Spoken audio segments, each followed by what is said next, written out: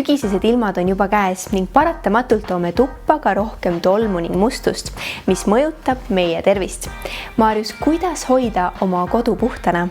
Jah, et kui ilmad lähevad jahedamaks ja niiskemaks, et vihma saab rohkem, siis tegelikult tuuakse tuppa ju hästi palju seda liiva ja siis muud mustust ja võib-olla isegi kui esimene lumimahe tuleb, siis neid soolasid.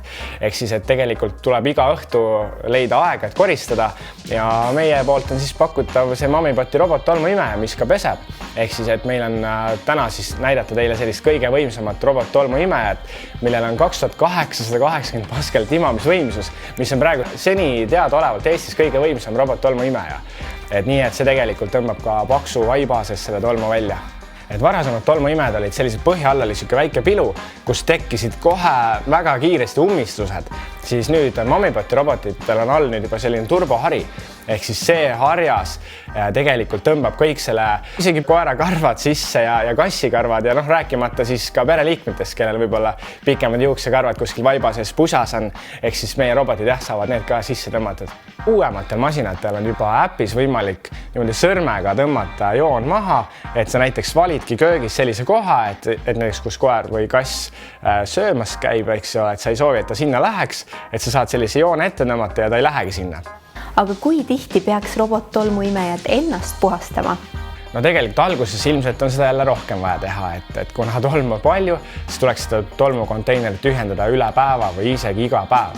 Aga tulevikus soovitaks tegelikult neid esimesi harjaseid puhastada iga kuskil 3 nädala tagant. Ja siis meie sellel Visoril käivad need harjased nagu niimoodi ära, et see kruvikeerega midagi lahti keerama ei pea, et lihtsalt tõmbad ära ja võtad need karvad ära ja paned tagasi ja töötab juba edasi. Lisaks on tal kaasas selline nagu väikene nuga või silett, millega siis sa seda turboharja saad ka puhastada.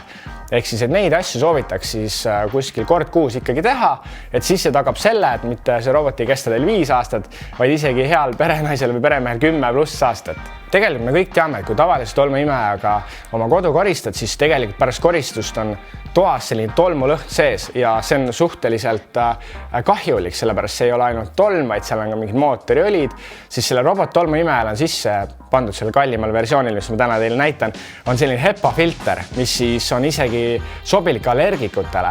Ehk siis, et kogu aeg koduõhk puhas, et isegi kui ta koristab siin ära, see ei tunne üldse sellist ebameeldivat tolmulõhna.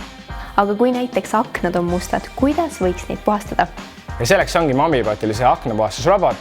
Sellega võid ju puhastada isegi miinuskraadidega, et lihtsalt paned seda aknapesu vedeliku klaasile, mis ära ei jäetu ja pesed oma klaasid ära ja nad paistavad säravalt ja läbipaistvalt kogu aasta. Kõige mugavam on muidugi tellida meie e-poest www.mamipot.ee. Aga kellel ikkagi uudishimu koha peale katsuma tulla, siis on meil tegelikult juba 7 poodi üle Eesti, et seal on Rocca al Mares, Kristiines, Viimsis, Taskus ja nii edasi. Kodulehelt saab vaadata täpsemalt.